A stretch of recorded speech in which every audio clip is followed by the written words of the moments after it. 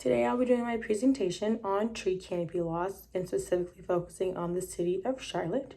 So tree canopy loss is actually the opposite of tree canopy coverage, and tree canopy coverage can be described as the proportion area occupied by tree or shrub canopies when viewed from above. So when you look up to the sky, are you seeing more trees or are you seeing more sky? That's the best way to describe it in layman terms and in general terms. So for the city of Charlotte specifically, we are experiencing tree canopy loss, which has also got a lot of attention from the city as well. Tree canopy loss can come from many different things. It can come from natural causes, the aging of trees, but also it is predominantly coming from human causes, development, and a lot of just new projects and new development projects and just different land use projects that are also going on. Unfortunately, the city of Charlotte has seen a drop from 49% to 45% from 2012 to 2018 in their tree canopy coverage, which is a very big drop, which also has caught the city government's attention in seeing how they now are losing the benefits of tree canopy coverage, which the benefits of tree canopy coverage is having a reduction in air pollution, increased air quality, a lower energy cost, and a reduced stormwater runoff. So with having having less tree canopy, the city of Charlotte is not able to experience these benefits. If we refer to figure 1, we can see the specific areas that have higher tree canopy loss. We can see that the area is more so in Uptown, which would make sense because if you go to Uptown, you would not see many trees. You would only see a bunch of buildings and a bunch of roads, which makes sense why those areas are darker. But if you go outside of Charlotte, more into the suburb area, you would see more trees and more tree canopy coverage going on.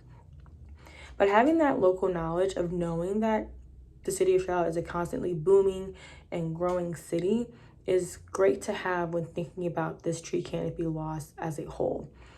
It's a known saying that UNC Charlotte is always under construction. I also believe that Charlotte is also always under construction. There's always something going on, new pieces of land being developed, privatized land being developed, and something just popping up everywhere. But having that knowledge about how land use plans are constantly being implemented, it shows a direct relation to how it's affecting the natural environment and what it's doing to the natural environment as a whole. We can directly see that in how the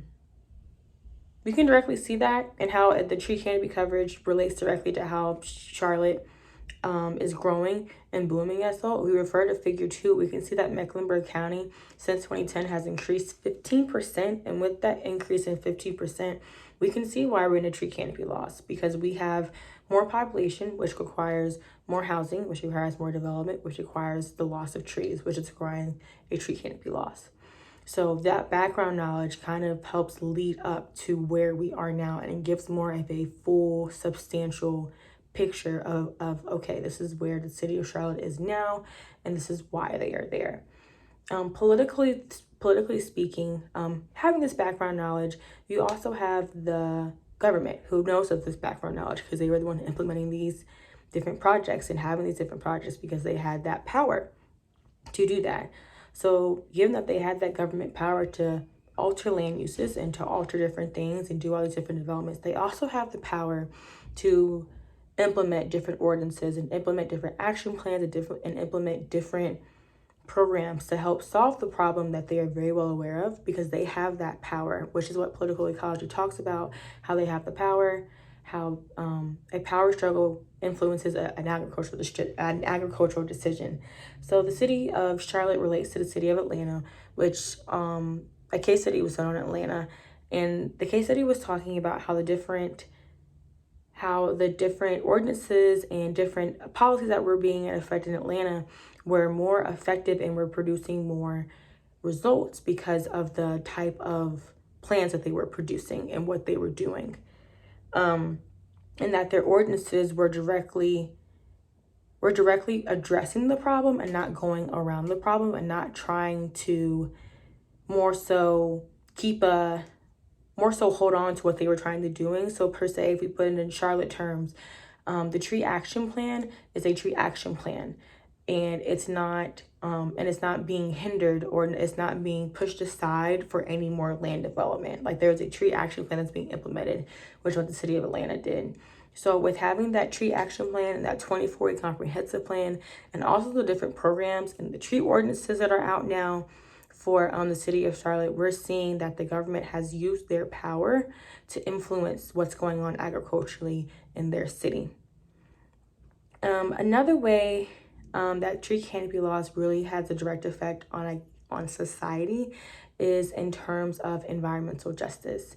And the opposite of environmental justice is environmental injustice, which is the unfair treatment of a community which is the unfair treatment of a community's environment due to their race, ethnicity, or class, which, based on another case study, they found that high-income neighborhoods are more likely to have higher tree canopy coverage than lower-income neighborhoods. So if we refer back to Figure 1, we can see where maybe those lower-income neighborhoods are based on the higher tree canopy laws. And if we look out and see, if we look to South Charlotte, where mostly South End is, we can see where why they have a low those areas in South End Charlotte, they have those low percentages of tree canopy loss, because they're on the outskirts and they're in those wealthier neighborhoods. And unfortunately, it's never directly, but that's just how it happens, and that's the environmental injustice about it. So potential solutions when even addressing the problem of tree canopy laws, we can look at it from different perspectives.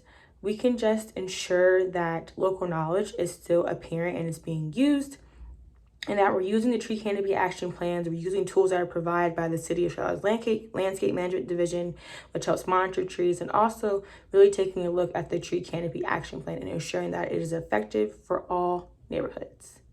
Thank you.